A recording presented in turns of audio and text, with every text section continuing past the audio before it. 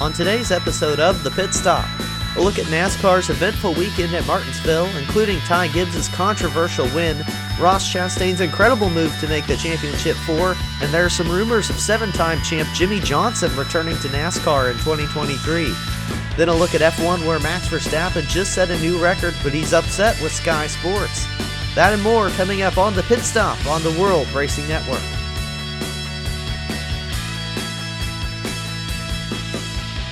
Hello everyone and welcome to the very first episode of The Pit Stop. I'm really glad you're joining me here. I'm your host Mitchell and I'm going to explain a little bit more about the show before we get into everything, since this is our very first episode. So this is The Pit Stop. It's produced by the World Racing Network, and we are going to take a look at all the major headlines in the world of racing, both real life and virtual. We'll talk racing video game news. We're going to talk about broadcast on the World Racing Network, the series we have on our YouTube channel, and anything else that should come up. It should be a great time, and let's get right into this first episode. Let's kick the show off talking about the crazy weekend NASCAR had at Martinsville. There are two big headlines to come out of the weekend. Both are a little bit controversial. The Xfinity Series put on, in my opinion, one of the best races this season. The Cup Series race wasn't bad either. It wasn't anything special. Really, it was the routine we've been seeing a lot lately where Denny Hamlin goes up, leads a bunch of laps, and then doesn't end up winning the race. Of course, except for the finish of the race, which we're going to get to a little bit later on in this episode. First, we've got to talk about that controversial finish to the Xfinity Series race. It's been all over social media. You've probably seen a clip of it somewhere. Even in the Cup race, they were showing it. The easy way to say it is that Ty Gibbs wrecked his teammate Brandon Jones for the win in that race. It was the classic get to the guy in front of you's bumper entering the turn and spin them around into the outside wall, which we tend to see. I'll take you back to 2017, the Cup Series playoff race at Martinsville, where there was a very similar incident between Denny Hamlin and Chase Elliott. That's really why Denny Hamlin gets booed every time the Cup Series goes to Martinsville. But back to the Ty Gibbs and Brandon Jones incident, there's a little more to this story that's making it so controversial and getting so much attention. The first thing is the playoff implications for both the drivers involved. First of all, Ty Gibbs, who did the wrecking in the incident, had already locked himself into the championship 4 on points during that race. So other than the glory of the win and the money that comes with it, which, yes, that's worth quite a bit to a race car driver, he wasn't in a desperate position to win like his teammate Brandon Jones.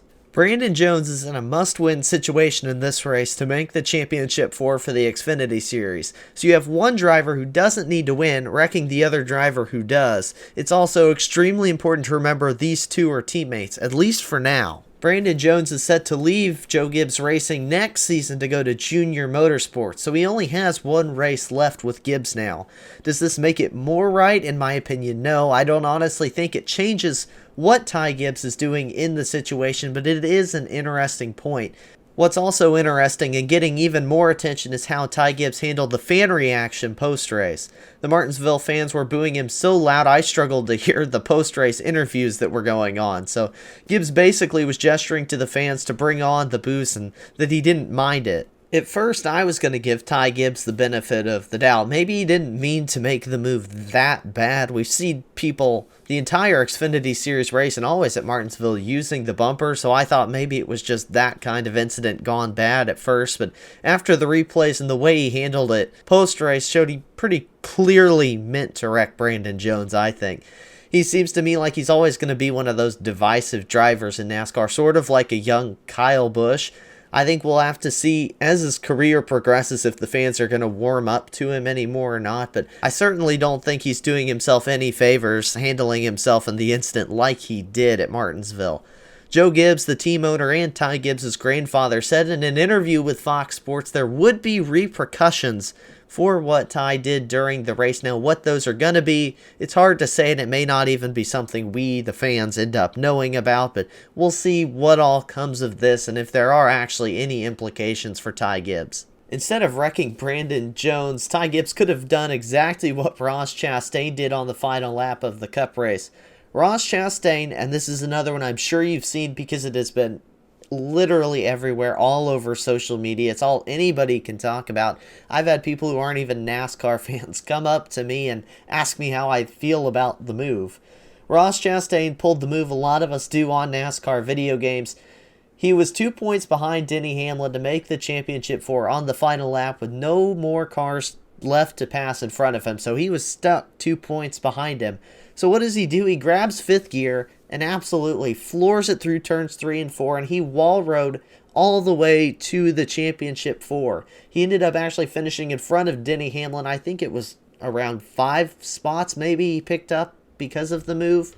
And people definitely have mixed emotions about it, which is really fair, I think. On one hand, it's really fun to see that video game move so many people have done in real life by a real life driver and actually work. But on the other hand, Denny Hamlin had run a really good race that day. He had the better car, and he had Chastain beat. Denny Hamlin was in the championship four. Maybe it wasn't exactly illegal per se, but it definitely wasn't the most sportsmanly of moves from Ross Chastain. But in my opinion, it's within the rules, and at that level of the sport, you have to be willing to do anything to be successful. Ross Chastain put his team in a position for a massive payday, and he got them their first appearance in the championship four, which for a team as new as Trackhouse is a really big deal.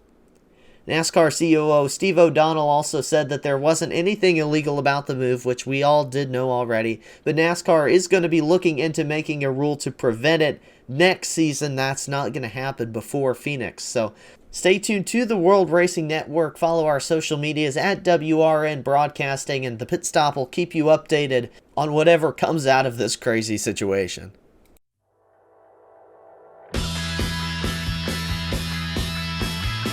There's more coming up here on the Pit Stop, including rumors that Jimmie Johnson might return to the Cup Series next year, and we're going to talk some F1. But first, it's time for a quick message from the World Racing Network. WRN is your home for high-quality iRacing broadcasts for your league and news about sim racing and real-life motorsports. We just launched the Pit Stop, which you're listening to right now, and our new website, WRNBroadcasting.com. If you're a business looking to grow, WRN offers plenty of sponsorship options and will fit your budget. For more information, email wrn.broadcasting@gmail.com and follow us on social media at WRN Broadcasting on Facebook, Twitter, and Instagram.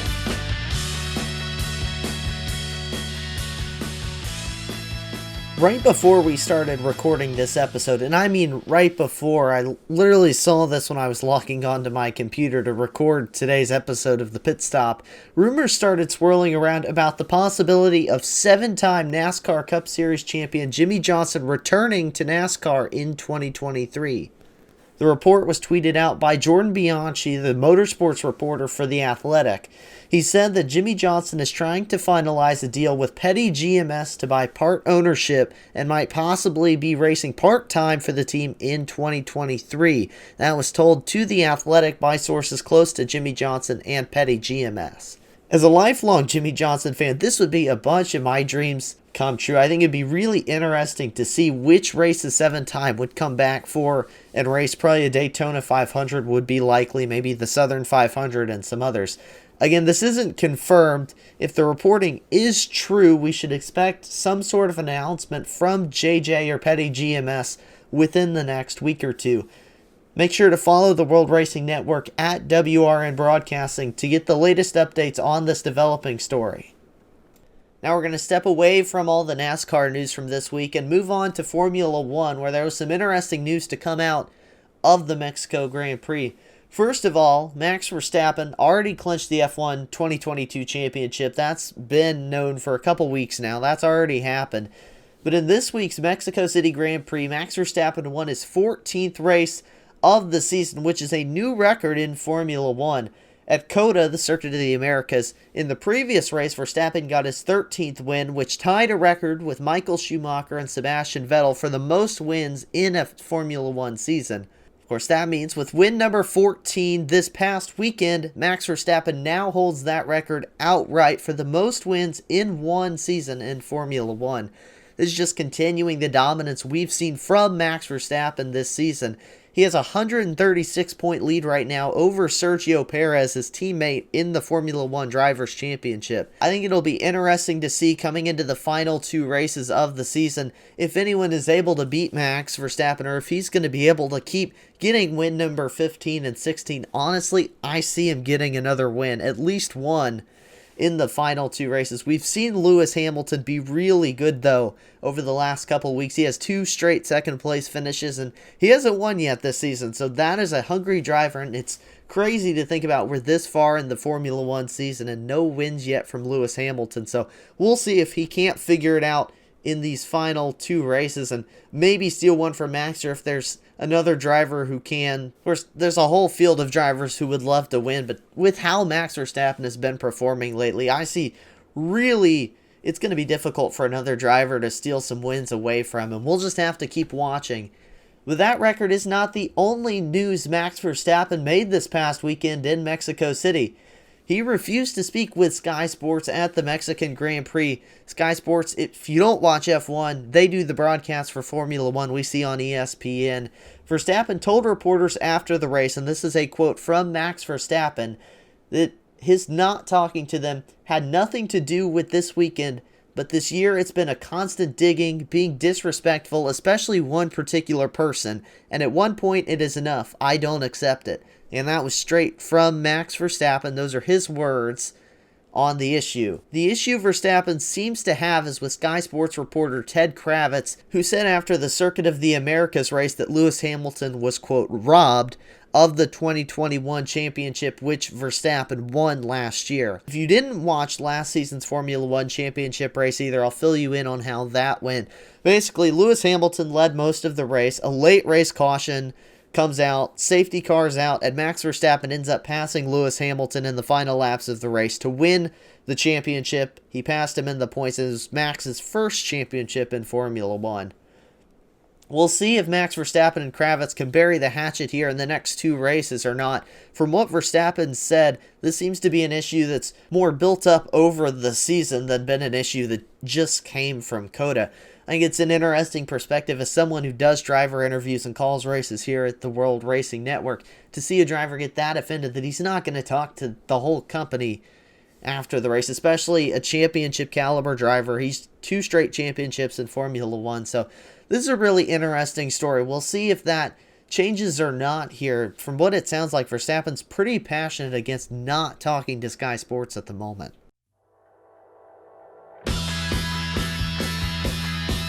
The Pit Stop will be back in just a moment, but first, a word for Upside, the free app that allows you to earn cash back on gas.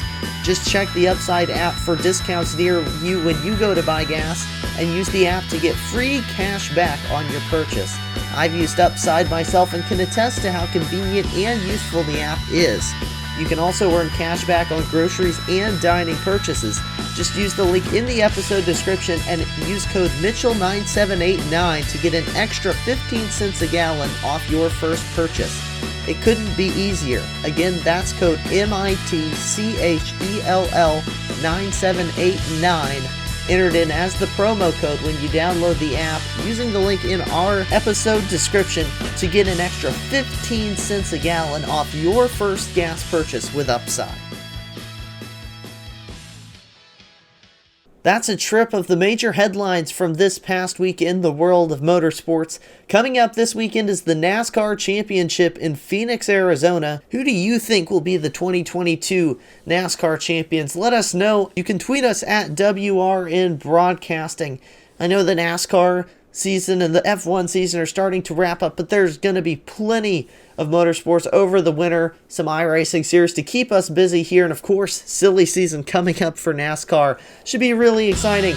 Make sure to follow the World Racing Network on social media at WRN Broadcasting on Facebook, Twitter, and Instagram. Also check out our new website, WRNBroadcasting.com. Thank you all for listening, and we will see you next time.